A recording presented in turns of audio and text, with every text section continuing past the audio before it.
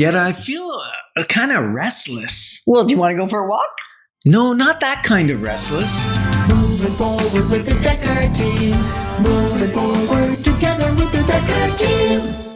We are honored to welcome you to another episode of Life's Inside Track. I'm Yetta Dekker. And I'm Ken Dekker. And it's where we get to share techniques, thoughts, tips, tools, and tactics that we all deserve, we all need. You, I, everyone. To turn our house into home, our families thrive, we live the best life possible, and we build wealth wisely through real estate. Gotta love it.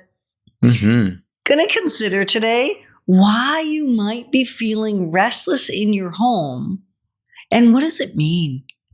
Yeah. Because it may mean nothing, or it may mean something. It may mean that all you really need to do is go for a walk. Yeah, it might. It might. It might just be that.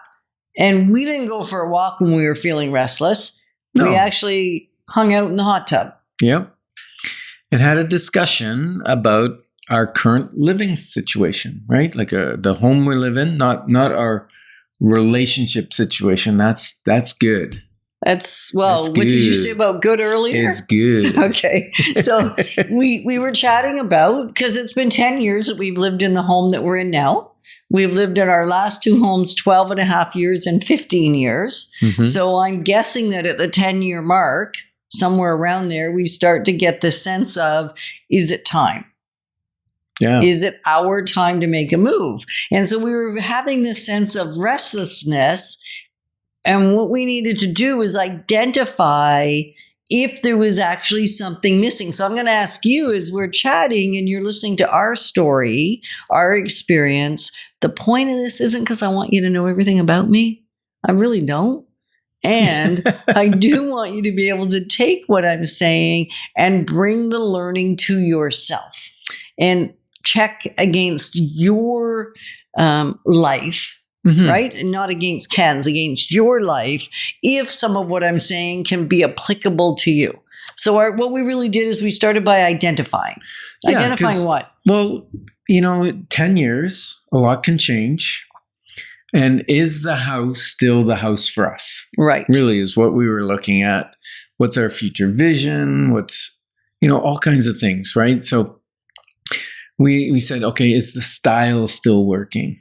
Is the space working for us? Is the amount of maintenance still working for us? Is the commute still working for us? Is the community still working for us? Because in 10 years, people like children leave, whatever. Not in our case, they were already gone, but lots of things change in somebody's life, or kids come in, or whatever. Or relationships you have a parent move in. Yeah, or you get extra bonus people living with you, or right. So just that whole identification. And the thing that triggered it for me, I don't think it was so much just the 10-year mark.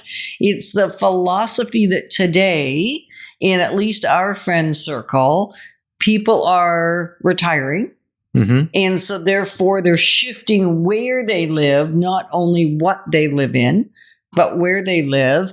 And the other trend, and I think it's a wise trend, is simplify, minimize, have less stuff. Don't keep the size of house you need. So there's a lot of pressure. At least that's the way I'm feeling it. Oh, you were feeling pressure. Yeah, pressure.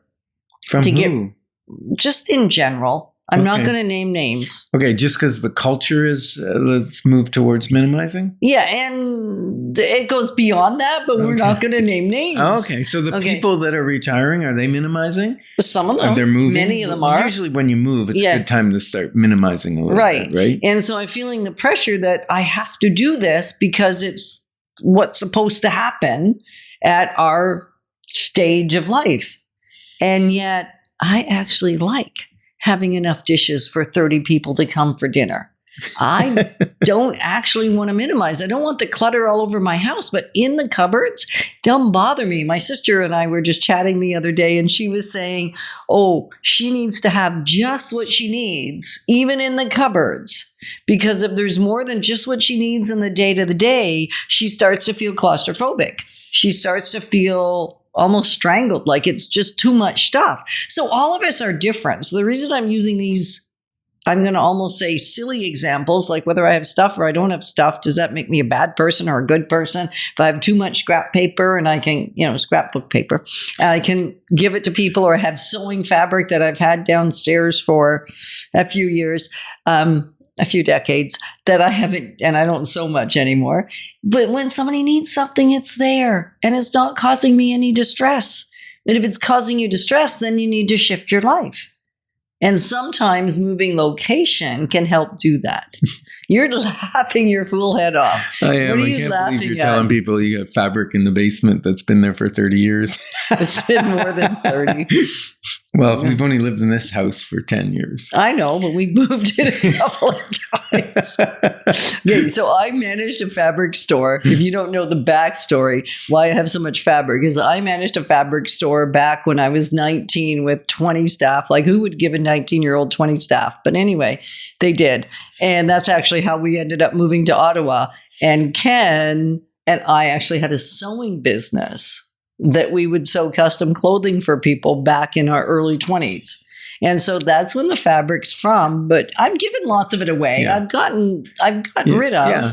But that's a great segue, because we were entrepreneurs back in our early 20s.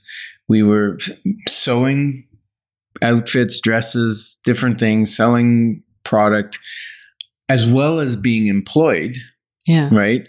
And we have been business owners ever since. Yeah. We've either been real estate business owners, a real estate company, all kinds. Some have done all right. Some have floundered. Oh, and some of the flattened business, the and- 7 you had? Yeah, some of them have been really bad.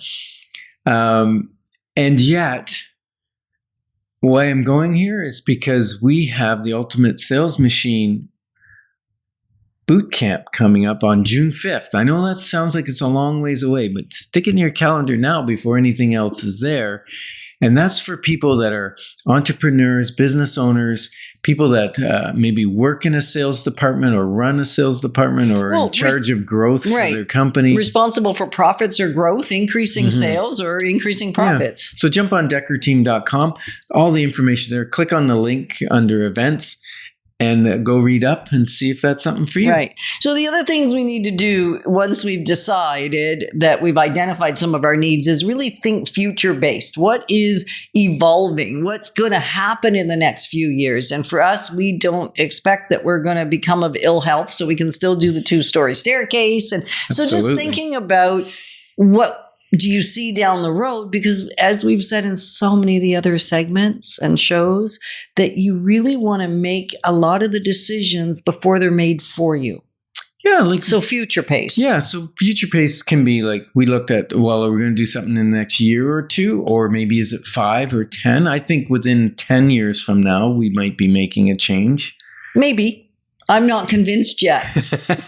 And, until we looked at, what we're exploring, what would we be solving by moving? What would we move to? And we just had a rich time of talking in the hot tub, and it all boiled down, although the temperature wasn't that hot of the water, but let's say it boiled down, and we're staying. We're staying. We're not going anywhere. But it was a great conversation. Right. So for you, explore if moving will solve the challenges that you identified.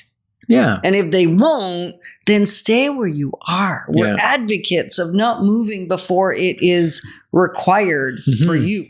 Yeah. So is it time for you and maybe your partner or spouse to have that exploration around, is the housing working for you?